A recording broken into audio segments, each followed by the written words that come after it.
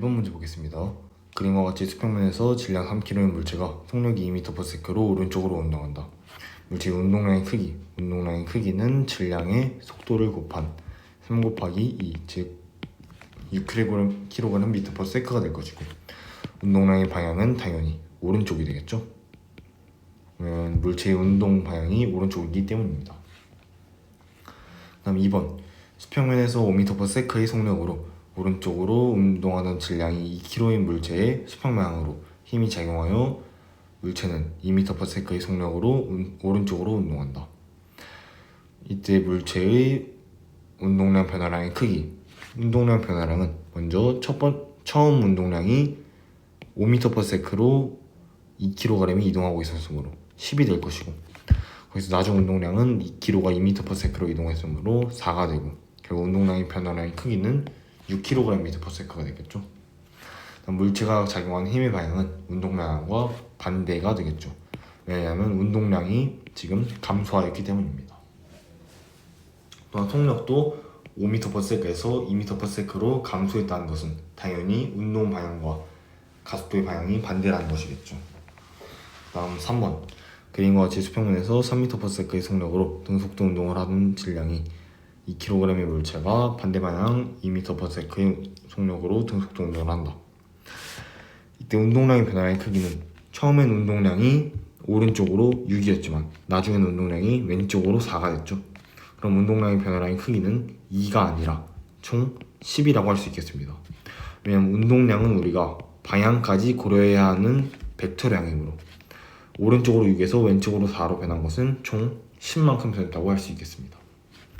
4번, A, B가 서로 충돌할 때 외력이 작용하지 않으면 A의 운동량 변화량과 B의 운동량 변화량의 합은, 여기서 이 A의 운동량 변화량은 A가 받은 충격량이라고 할 수 있겠고, B의 운동량 변화량은 B가 받은 충격량이라고 할 수 있겠습니다. A, B가 서로 충돌할 때 A와 B는 서로 같은 충격량을 주고받게 되고, 우리가 운동량의 변화량은 방향까지 고려한 것이므로 그 합은 0이 되겠습니다. 왜냐하면 A의 운동량 변화량과 B의 운동량 변화량은 크기는 같지만 부호는 서로 반대이기 때문입니다. 5번, 마찰이 없는 수평면에서 물체 A, B가 서로 충돌할 때 A가 B에 작용하는 힘의 크기가 F이면 B가 A에 작용하는 힘의 크기는 당연히 작용 반작용으로 같은 크기 F가 될 것이고요. 6번, 1kg의 물체가 3N을 2초 동안 작용하였을 때 충격량의 크기, 우리가 여기서 알아둬야 될 공식, 충격량의 크기는 기본적으로 힘을 얼마만큼 시간 동안 받았는지가 있고, 두 번째는 델타 P, 즉 운동량의 변화량이라고 할 수 있겠습니다. 그러면 지금 3N이 2초 동안 작용하였으므로 3 곱하기 2여서 충격량은 6N세크가 되겠고, 힘을 받는 동안 물체의 운동량 변화량은 그냥 그대로 충격량과 동일하게 되겠죠. 그러므로 6kg/m가 되겠습니다. 7번, 마찰이 없는 수평면에서 물체 AB가 충돌하기 전과 후의 모습을 나타내는 것이다. 충돌 전에는 지금 A의 운동량이 오른쪽으로 8, B는 0이므로 운동량 합의 크기는 8이 되겠죠. 충돌 후에는 A가 정지하였고 B가 운동하게 되는데, 우리가 운동량 보존 법칙에 의해 충돌 전과 후 운동량의 합이 같아야 됩니다. 충돌 후 B의 속력을 우리가 V라고 놓게 되면 결국 초기 충돌 전 운동량 8은 나중 운동량 2V와 같게 되어 V는 4라는 값이 나오게 됩니다. 그 다음 8번, 정지해 있던 두 물체가 두 조각 AB로 분열되었다. 분열된 AB의 질량이 1, 2이고 A의 속력이 2m/s이면 B의 속력은 4모이다. 정지해 있던 물체, 즉 초기 운동량이 0이라고 할 수 있겠죠. 처음 운동량이 0이었는데 나중에 쪼개지고 난 후 받은 그때의 운동량도 0이 되어야 되는데, 그럼 A의 속력이 2m/s, 즉 A의 운동량이 2라는 것은 B의 운동량은 -2라는 것입니다. 즉 우리가 B는 A와 반대 방향의 속도로 1m/s로 가고 있는데, 우리가 속력은 속도의 절대값이므로 결국 1m/s라고 할 수 있겠습니다. 9번 서로 반대 방향으로 운동하던 AB가 충돌하여 한 덩어리가 되어 정지하였다. 충돌 전 A의 질량은 2, 속력은 3이면 충돌 전 B의 운동량은 네모이다. 그러면 결국 충돌하고 난 뒤에는 한 덩어리가 되어 정지하였다고 나와 있으면 결국 나중 운동량은 0이 되겠죠. 그럼 초기 A의 운동량은 6이 되겠고 그럼 B의 운동량은 마이너스 6이 되어야 합니다. 그때 우리가 B의 운동량의 크기를 구하라고 했으므로 B의 운동량의 크기는 6이 되겠죠. 10번 마찰이 없는 수평면에서 AB가 오른쪽으로 운동한다. AB가 충돌하여 한 덩어리가 되어 운동할 때 한 덩어리가 된 물체의 속력 마찬가지로 운동량 보존 법칙을 쓰게 되면 A의 운동량 2 곱하기 10 B의 운동량 3 곱하기 5를 더했을 때 그 값은 AB가 한 덩어리 즉 5kg의 물체가 어떤 속력 V를 가지고 운동하는 것과 같아져야 합니다. 우리가 이 식에서 V는 7이라는 것을 알 수 있게 됩니다. 그 다음 11번 2m/s로 운동하던 3kg 물체가 충돌한 후 1m/s로 왼쪽으로 운동한다. 운동량의 변화량의 크기는 처음에는 오른쪽으로 6, 나중에는 왼쪽으로 3이므로 총 9가 되겠고 12번 물체가 벽으로부터 받은 충격량의 크기 이 말이 그대로 델타 P 즉 운동량의 변화량과 같으므로 당연히 운동량의 변화량이 9면 충격량 또한 9가 되겠습니다. 13번 물체가 벽에 충돌할 때 벽이 물체에 작용하는 힘의 방향 물체가 벽에 충돌할 때 물체는 벽한테 오른쪽으로 힘을 주게 됩니다. 그럼 벽은 그의 작용 반작용 법칙으로 인해 벽은 물체를 왼쪽의 방향으로 밀어줘야 당연히 물체가 왼쪽 방향으로 운동을 할 수 있겠죠. 그러므로 정답 왼쪽이 되겠고 14번 물체에 작용하는 힘이 일정할 때 힘이 작용하는 시간이 길수록 물체의 운동량 변화량이 뭐뭐하다. F가 일정할 때 우리가 T가 길어질수록 당연히 이게 말하는 게 지금 충격량이죠. 충격량은 운동량 변화량과 같은데 얘가 일정할 때 얘가 증가하면 당연히 운동량 변화량도 증가하게 되겠죠. 15번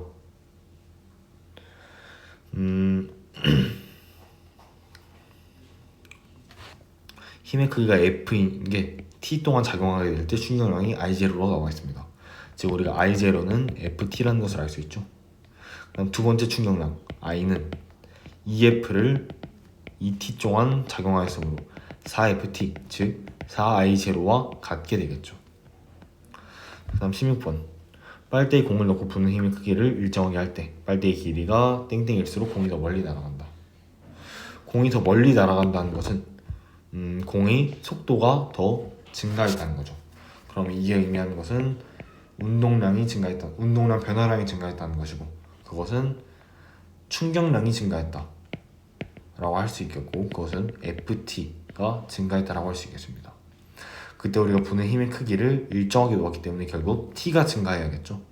그러므로 빨대의 길이가 길수록 공이 더 멀리 날아가겠습니다. 그 다음 17번 골프공을 쳐낼 때 골프채로 골프공을 끝까지 밀어주는 것은 힘을 받는 시간을 길게 하여 골프공의 운동량 변화량을 크게 하기 위해서이다.가 되겠죠. 18번 충격량이 일정할 때 즉 FT가 일정할 때 우리가 T를 2배로 하게 되면 평균 힘의 크기는 당연히 2분의 1배로 감소하게 되겠죠. 그 다음 19번 같은 높이에서 가만히 놓은 동일한 유리잔이 단단한 바닥에 떨어진 경우는 깨지고 푹신한 방석에 떨어진 경우는 깨지지 않았다. 유리잔이 받은 평균 힘의 크기는 뭐가 뭐보다 작다. 이 부분에 대해서 설명을 해보게 되면 먼저 우리가 같은 높이에서 가만히 놓은 동일한 유리잔이 결국엔 바닥에 떨어지면 멈추게 되겠죠. 그러면 우리가 운동량의 변화량이 같아질 것입니다. 바닥에 닿기 직전의 운동량이 동일하고 또 바닥에 닿은 후 정지할 때의 운동량도 0으로 동일하기 때문에 델타 MV가 동일하고 즉 그 말은 충격량이 동일하다는 거겠죠.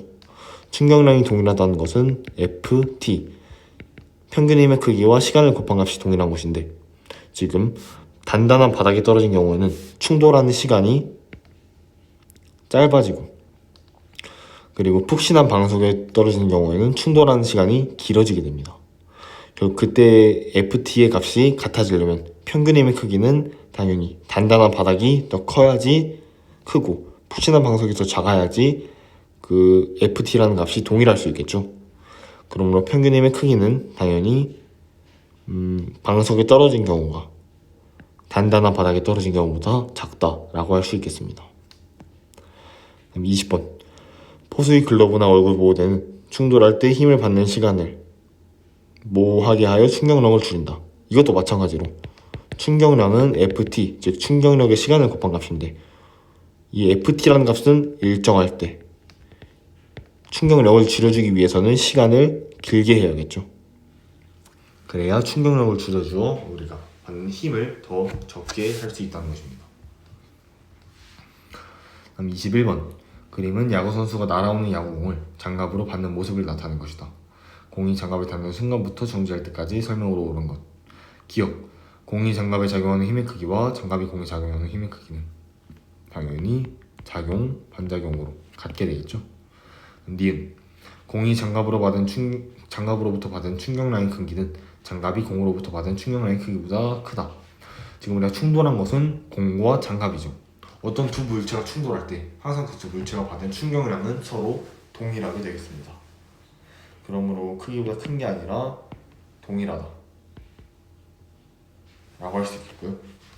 그 다음 디귿. 공이 장갑에 닿는 순간부터 정지할 때까지 걸린 시간을 길게 하면 공이 장갑에 작용하는 평균 힘의 크기가 작아진다. 이거 우리가 지금 계속 했던 대로 충격량의 크기가 일정할 때 우리가 걸린 시간을 길게 해주면 작용하는 평균 힘의 크기는 작아진다 라고 할 수 있겠습니다. 그래서 정답 3번이 되겠고요. 그럼 22번 그림 가는 수평면에서 질량이 m인 물체가 벽을 향해 직선 운동을 하는 모습을 나타내는 것이고 나는 물체의 속도를 시간에 따라 나타내는 것이다 라고 나와 있습니다. 기억. 물체의 운동량의 크기는 충돌 전이 충돌 후보다 크다. 충돌 전은 mv가 되겠고 충돌 후는 2분의 1 mv가 되어 당연히 충돌 전이 더 크게 되겠죠. 니은.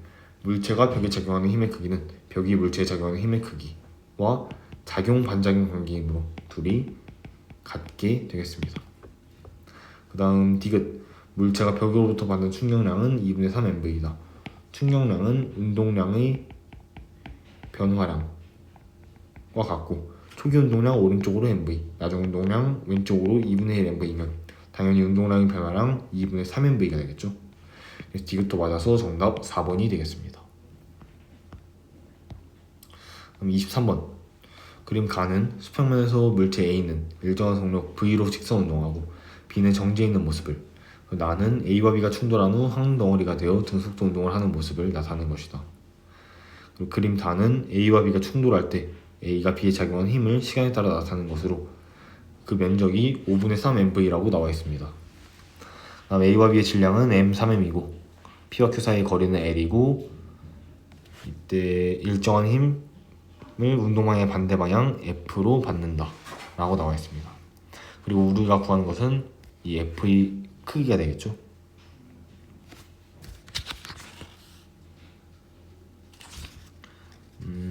그럼 먼저 그림 다가 A와 B가 충돌할 때 A가 B에 작용하는 힘을 시간에 따라 나타내는 것, 즉 이 힘 시간 그래프에서 그래프 아래 면적은 당연히 FT 값, 즉 충격량이 되겠습니다. A가 받은 충격량이나 B가 받은 충격량이나 5분의 3 mv라는 거죠. 그럼 B는 충돌하고 난 이후에 운동량이 5분의 3 mv가 돼야 되고 그럼 속도가 5분의 v라고 할 수 있겠습니다. 그럼 A는 운동량이 5분의 mv가 되는데요. 그럼 충돌 전의 운동량은 5분의 4 mv가 되겠죠. Q점을 지난 이후로 결국 우리가 A가 초기 운동 P를 지날 때는 운동량이 mv였는데 Q를 지날 때는 운동량이 5분의 4 mv라는 것을 보아 우리가 물체 A가 PQ를 이동할 때 운동량의 손실량이 5분의 mv라는 것을 알 수 있습니다. 즉 F로부터 받은 충격량이 5분의 mv라는 것이겠죠. 그리고 그러면 우리가 지금 5분의 mv라는 운동량의 A의 운동량의 변화량이 F 곱하기 T가 될 텐데 우리가 이 t를 다른 문자로 표현을 해주게 되면 먼저 p를 지나갈 때의 속력은 v, q를 지나갈 때의 속력은 5분의 4v인데 둘의 평균 속도가 그러면 10분의 9v가 되겠죠. 이 10분의 9v라는 평균 속력으로 우리가 l이라는 거리를 이동했기 때문에 결국 시간 t라는 값은 9v분의 10l이 되겠습니다.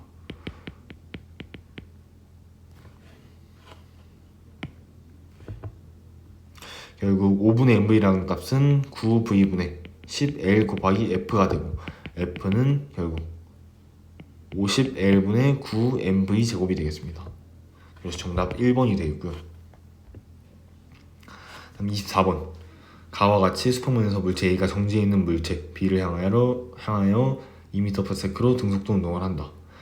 A, B의 충돌에서 힘 시간 그래프가 나타나 있고 그 면적은 3Nm/s이다. A, B의 질량은 2kg으로 같다. 보기를 보게 되면 기억, 충돌 전 A의 운동량의 크기는 당연히 4kg/s가 되겠죠. 니은, 충돌하는 동안 B가 받은 충격량의 크기는 3Nm/s이다.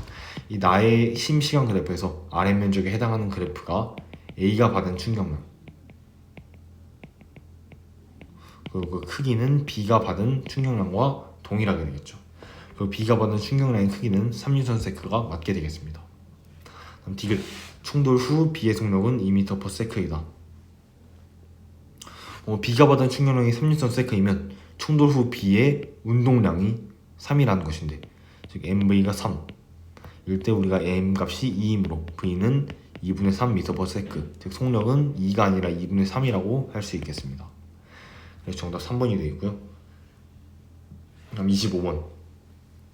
그림은 수평면에서 서로 반대 방향으로 일정한 속력으로 운동하던 물체가 정면으로 충돌하여 정지한 모습을 나타내는 것이다. 그러면 충돌한 후 정지했다는 것은 나중 운동량이 0이 됐다는 것이죠. 근데 운동량은 항상 보존되므로 결국 A와 B가 충돌하기 전에 운동량의 합도 0이 돼야 되겠습니다. 그럼 기억, 충돌 전 A와 B의 운동량의 합은 0이다. 방금 말한 대로 맞는 보기이고요.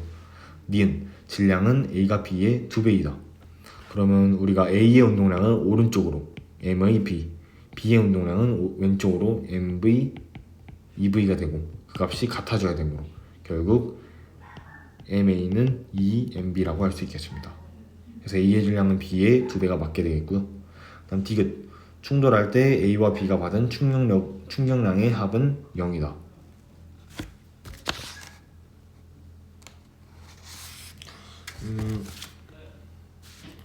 일단 기본적으로 두 물체가 충돌할 때 받는 충격량의 크기는 서로 같게 되고 방향은 반대가 됩니다. 그러므로 충격량의 합은 방향까지 고려를 했을 때 0이 되는 것이 맞게 되어 정답 5번이 되겠습니다. 그 다음 26번. 그림 가는 수평면에서 물체 A, B가 각각 벽을 향해 등속도 운동을 한다. 그리고 MV 그리고 EMV이고 X, Y는 A와 B가 충돌하여 정지할 때까지 벽으로부터 받는 힘을 시간에 따라 순서 없이 나타내는 것이다. 그리고 면적은 X가 Y보다 크다 라고 나와 있습니다. 그럼 초기에 A의 운동량은 MV, B의 운동량은 EMV가 되고 나중에는 정지했다고 쳤을 때 우리가 A가 받은 충격량은 운동량의 변화량 MV가 될 것이고 B가 받은 충격량은 운동량의 변화량인 EMV가 될 것입니다. 결국 이 그래프 RM 면적이 충격량이므로 충격량이 더 큰 B가 X가 될 것이고 Y는 A임을 확인할 수 있습니다. 보기를 보게 되면 기억, X는 B가 벽으로부터 받은 힘을 시간에 따라 나타내는 것이다. 맞는 보기죠. 니은, A가 벽으로부터 받은 충격량의 크기는 MV이다. 맞는 보기이고요. 디귿, 벽으로부터 받은 평균 힘의 크기는 B가 A의 4배이다. 우리가 일단 B가 받은 충격량은 EMV이고 그 값은 FB, 즉 평균 힘의 크기를 FB라고 하면 그 값에 T0를 곱한 값입니다. 그 다음 A가 받은 충격량 MV는 A가 받은 평균 힘 FA에 ET0를 곱한 값이 되고 결국 위측에서 FB는 T0분의 EMV가 되고 FA는 ET0분의 MV가 될 것입니다. 결국 이 두 식의 관계를 보게 되면 FB는 4FA, 즉 평균 힘의 크기는 B가 A의 4배가 되는 게 맞습니다. 그래서 정답 5번이 되겠습니다.